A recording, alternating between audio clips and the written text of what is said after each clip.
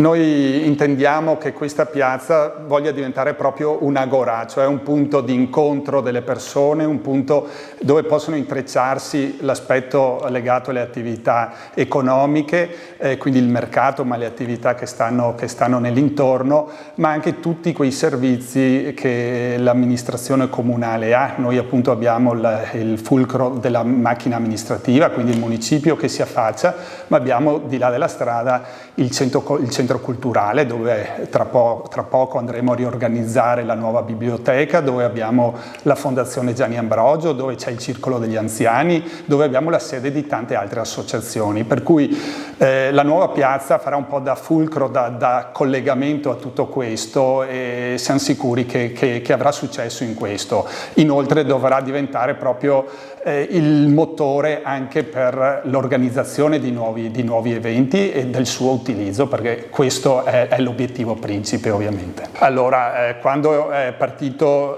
il progetto, quando è partita l'idea con la precedente amministrazione, voglio ricordare, c'era il sindaco Gianpietro Cattai, avevamo inteso migliorare la sicurezza, perché qui comunque è stata sede di incidenti, perché le macchine transitavano veloci, per cui volevamo rallentare il traffico. Quindi fra gli obiettivi sicuramente uno dei principali era quello della messa in sicurezza, ma anche rivedere una sicurezza non solo viabilistica, ma anche rispetto anche a un transito pedonale, ciclabile, perché c'erano ormai dislivelli, situazioni, pavimentazioni degradate che non consentivano i livelli di sicurezza odierni. Allora, la piazza oggi è completa nella sua struttura, nella sua parte fondamentale, mancano ancora delle opere di finitura, manca